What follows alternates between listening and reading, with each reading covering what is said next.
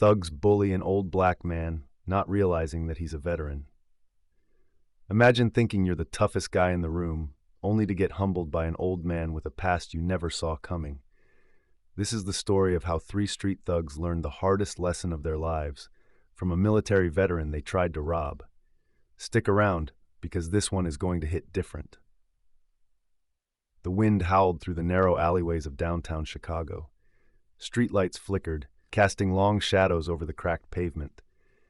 At this late hour, the streets were nearly empty, except for a few cars rolling by, their headlights cutting through the misty air. At the corner of 12th and Belmont, an old man shuffled along the sidewalk, his worn-out trench coat barely shielding him from the biting cold. His name was Luther "Iron Hand" Johnson, a man in his 70s, with deep lines etched into his dark skin, each wrinkle a story, a memory, a battle fought and won. He carried a small duffel bag over his shoulder, walking with a slight limp. Most would mistake him for just another old-timer down on his luck, but Luther was far from helpless. Across the street, three young men loitered near a liquor store, laughing loudly, their voices tinged with arrogance and mischief. Reggie, the leader, tall, wiry, with a permanent smirk and a cruel glint in his eyes. D-Mac, the muscle, stocky, broad-shouldered, and always eager to throw the first punch. Jalen, the youngest, nervous, uncertain, but desperate to impress the others. Reggie nudged D-Mac. "Look at this old fool, walking like he owns the damn block." D-Mac chuckled. "Bet he got some cash on him. Let's see what the old man's got." Jalen hesitated. "Man, maybe we should just leave him be." Reggie shot him a look. "What, you scared of some grandpa?" Jalen sighed but followed as the three crossed the street, moving towards Luther like hyenas circling an old lion. Luther felt their presence before he even saw them. His instincts, honed through decades of combat, told him trouble was coming. He didn't flinch, didn't change his pace, just kept walking. Reggie stepped in front of him, blocking his path. "Hey, old man, you lost?" Luther looked up slowly, his sharp, knowing eyes locking onto Reggie's. "No," he said simply. D-Mac cracked his knuckles. "Then maybe you need directions to empty those pockets." Luther sighed. He had seen this scene play out 1,000 times before. Different streets, different faces, but the same ignorance, the same hunger for easy prey. "You boys don't want to do this," he said calmly, his voice steady as stone. Reggie laughed. "Oh, we do, old man." Luther exhaled. He set his duffel bag down, standing a little taller. His fingers flexed, the old strength still there, waiting, coiled like a snake. The cold wind swept through the dimly lit street, rattling a loose street sign as Luther Johnson stood still, his sharp eyes fixed on the three young men in front of him. His breath was steady, slow, controlled, like a soldier assessing the battlefield before the fight began. Reggie smirked, stepping closer. "What's the matter, old man? You hard of hearing?" we said. Before he could finish, Luther spoke. "You ever been in a real fight, son?" His voice was low but carried weight, the kind that cut through arrogance like a blade. Reggie scoffed. "Man, you ain't scaring nobody." Luther exhaled through his nose, shaking his head. "No, I suppose I'm not. Kids these days don't know what real fear looks like." D-Mac clenched his fists. "You got a smart mouth, old-timer. Maybe we should teach you some respect." Luther's expression didn't change, but something in the air shifted. It was subtle, like the moment before a storm hits. A feeling, a warning, but one that only the wise would recognize. He slowly raised his hands, palms facing them, as if surrendering.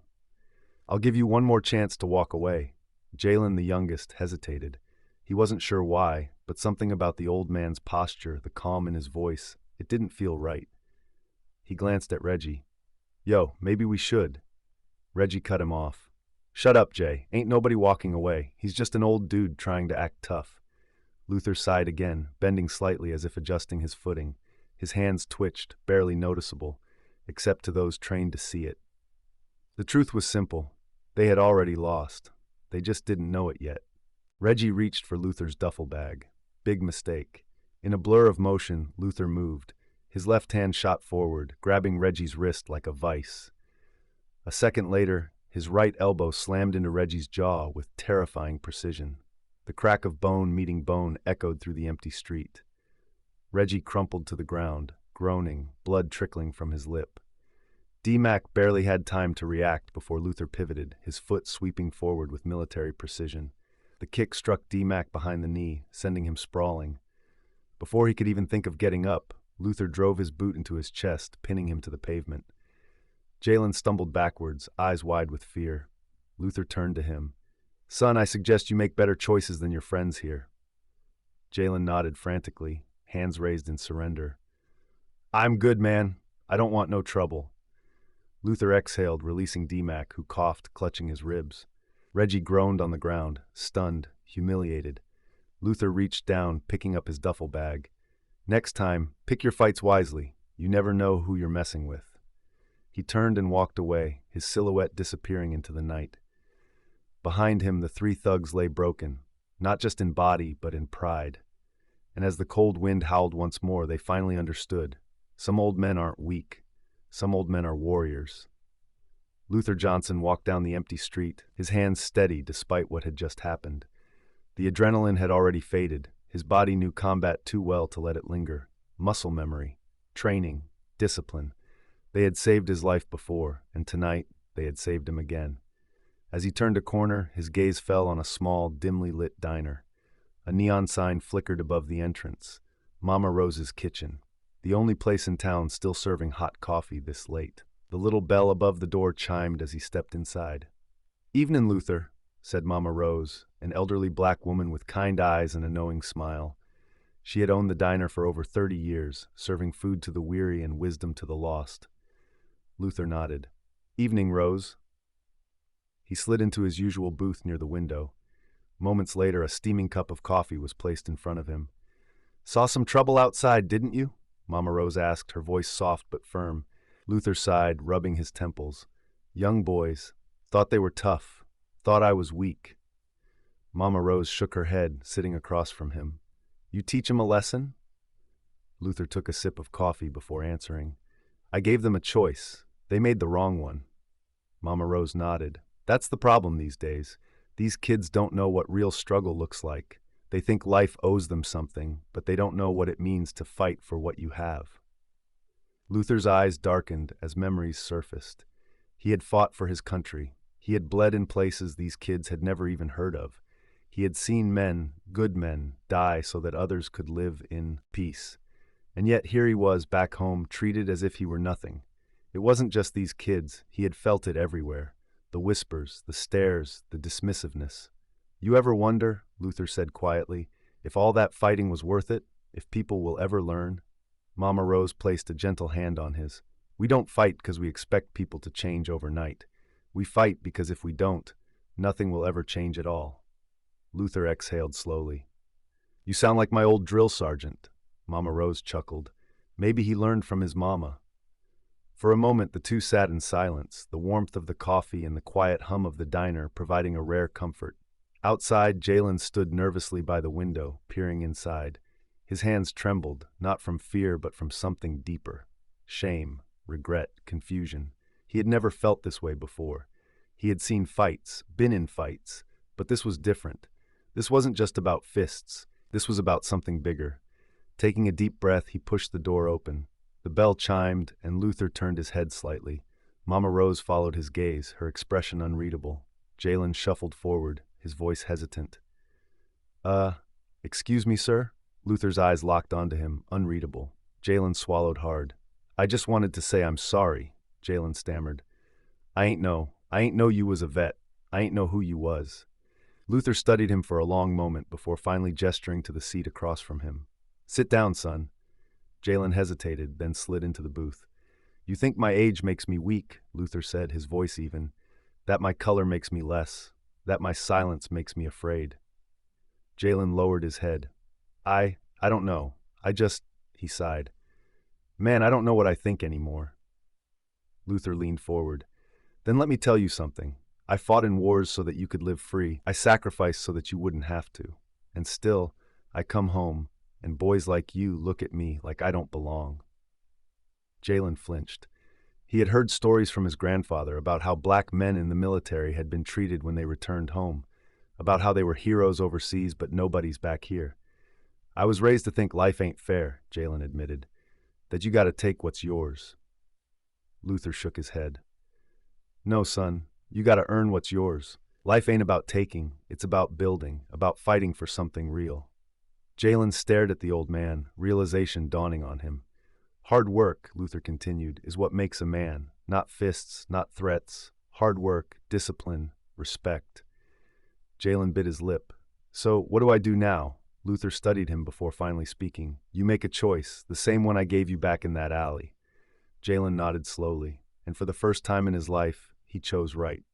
The night passed, and morning came. Reggie and D-Mac would still be licking their wounds, but Jalen had something more valuable than street cred. He had wisdom, and as he walked away from the diner, his head held higher than before, he finally understood. Strength isn't about who you can beat, it's about who you can become. It was nearly noon when Reggie and D-Mac finally dragged themselves out of bed, their bruises aching like a bad memory. D-Mac groaned as he checked his swollen lip in the mirror. Man, that old dude was something else, he muttered, wincing. Reggie sat on the edge of his bed, rubbing his jaw. His pride hurt more than his face. He had always been the toughest in their crew. No one ever made him look weak until last night. Yo, D-Mac said, shaking his head. You ever hear about that dude before? Reggie thought for a moment, then grabbed his phone and started searching. Luther Johnson. The name sounded old, like it belonged in history books. What he found made his stomach twist. There it was, a photo. A younger version of the man they had jumped, standing in a military uniform, medals on his chest. Reggie's hands clenched. Damn, we messed up. D-Mac peered over his shoulder. That's him? Reggie nodded, scrolling down. Purple Heart, Bronze Star, served in Vietnam. This dude ain't just some random old man, Reggie muttered. He a hero. D-Mac exhaled sharply. So what we do? Reggie looked out the window. The streets had always told them that once you cross a line, you either own it or bury it. But this was different. We got to talk to Jalen. Jalen had spent the morning at Mama Rose's kitchen, helping wipe down tables. He wasn't sure why, but something about being there made him feel different. Why you working here, boy? Mama Rose teased as she wiped her hands on her apron. You gonna start wearing a chef's hat next? Jalen smirked. Man, I dunno, just feels right, you know? Mama Rose patted his shoulder. That's called doing something meaningful. First time for everything. Before Jalen could respond, the bell on the door jingled. He turned, and there they were, Reggie and D-Mac. Jalen's shoulders tensed, but he didn't move. Reggie stepped forward, looking around the diner before locking eyes with him. We need to talk. Jalen folded his arms. Talk about what? Reggie hesitated, then exhaled. That old man, Luther. We messed up, man. Jalen studied them. And, D-Mac scratched the back of his head, and we want to make it right, or at least not make it worse. Mama Rose watched from behind the counter, her sharp eyes reading the situation. Jalen sighed. Y'all got to do better than just we messed up. Reggie nodded. I know. He hesitated. But we don't know how. Jalen looked at Mama Rose, who simply smiled and nodded. Then y'all better sit down, Jalen said. When Luther walked into the diner that afternoon, he found 3 young men sitting at a booth, 3 young men who had once jumped him. His eyes flicked to Jalen first, who simply gave him a small nod, then to Reggie and D-Mac, who looked like they were waiting on a verdict. Luther didn't speak right away. Instead, he walked to the counter, grabbed a coffee, and then, much to everyone's surprise, sat down across from them. All right, he said, his voice steady. Talk. Reggie took a deep breath. Sir, we ain't got no excuse for what we did. Ain't no way to fix it. But I know we was wrong. D-Mac nodded. We ain't never had no real men teach us nothing. Only knew how to take. But you different. Luther sipped his coffee. And now? Jalen jumped in. Now they want to learn, want to do better. Luther leaned back, folding his arms. He could have walked away, could have told them that redemption wasn't that easy. But then again, what good was wisdom if it wasn't passed down? Y'all think learning discipline and respect is easy?